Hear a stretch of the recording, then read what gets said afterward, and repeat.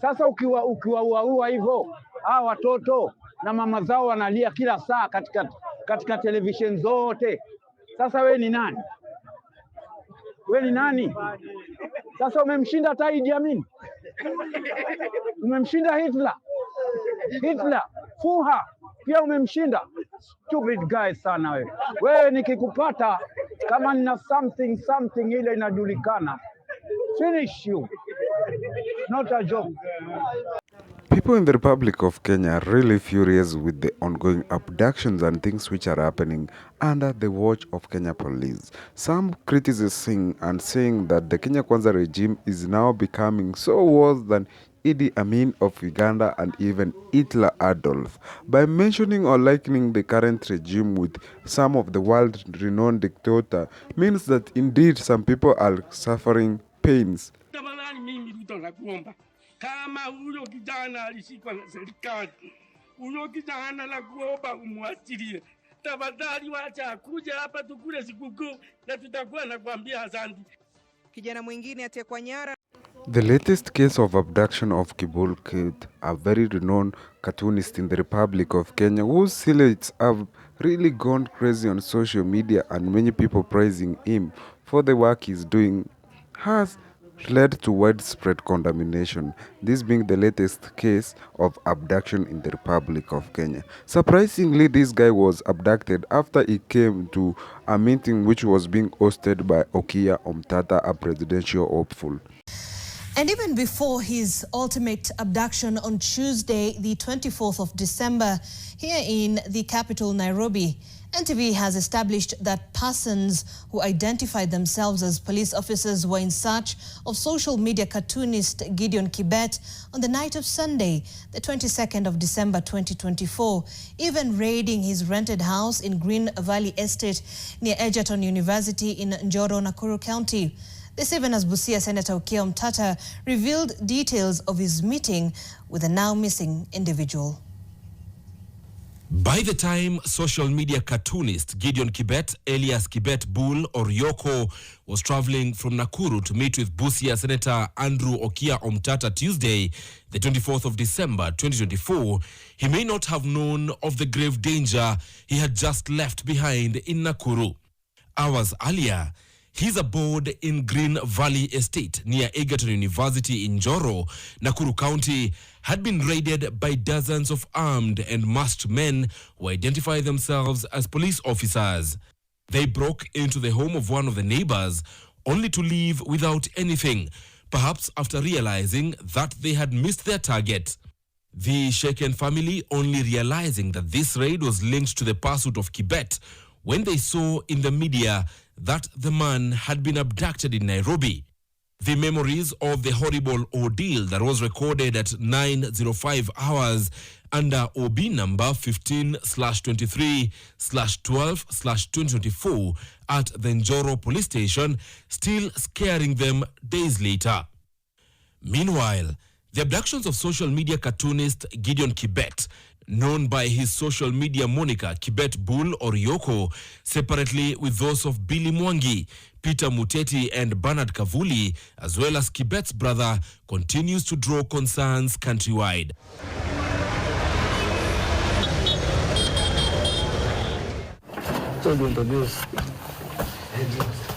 Busia Senator and presidential hopeful Okiya Omtata, who was amongst the last persons to interact with Kibet on Tuesday, the 24th of December, coming out to explain his interaction with the man. Mr. Kibet visited my office on Tuesday, 24th December, between 11 a.m. and 4 p.m. He came to introduce himself to me and to explore how he could join my team before his scheduled travel on Friday, the 27th of December 2024, which is tomorrow, to Israel to join Tel Aviv University for further studies. But theirs was not an ordinary meeting. According to Omtata, there appeared to have been unwanted strangers around throughout the period of Kibet's stay at his office. In hindsight, he indicates that this was a sign they shouldn't have ignored.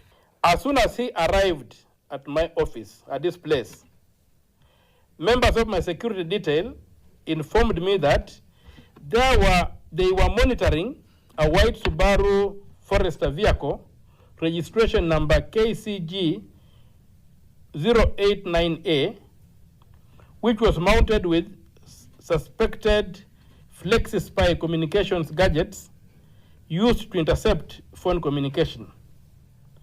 The vehicle, which had come on Mr. Kibet's heels, parked outside the road just across there. There's some kiosks there. If you look out, you'll see them. The vehicle parked across there, from the across the road from the office block where my office is located. Is this place on 5th floor. Its driver did not turn off its engine, and its 4 occupants, 3 men and 1 lady, did not disembark for the entire time it was there. It stayed at that location without incident and left shortly after Mr. Kibet had left. Kibet, reportedly the mind behind trending silhouettes of top government officials and politicians, was to put up at his brother's in Kikuyu. The brother is also reported to have been abducted. They established the vehicle's owner by checking its registration details in the National Transport and Safety Authority's website. To my surprise, the details that popped up indicated that the vehicle was a white Toyota station wagon belonging to Catherine Kalaju. Through a statement, the National Police Service has denied any involvement in the abduction of Kibet and the 4 other missing Kenyans. Inspector General of Police Douglas Kanja Kirosho says that, and I quote, "For avoidance of doubt, the National Police Service is not involved in any abduction, and there is no police station in the country that is holding the reported abductees." He goes ahead to state that whereas Kenya is a democratic country that guarantees freedom of expression, freedom not only comes with certain limitations, but should at all times be exercised with utmost responsibility. End of quote. This, even as former presidents of the Law Society of Kenya plan to file a habeas corpus application in court for the abducted Kenyans. Meanwhile, the judiciary too has taken a position on the matter. A statement on their social media accounts read, and I quote, "The judiciary has taken note of recent reports of resurfaced abductions. Kenya is a constitutional democracy where the rule of law stands as a foundational value and guiding principle of our governance. Abductions have no place in law and indeed are a direct threat to the rights of citizens. We strongly urge security agencies and all connected entities to adhere to the law to safeguard fundamental rights and freedoms." These are acts of darkness. Ibrahim Karanja.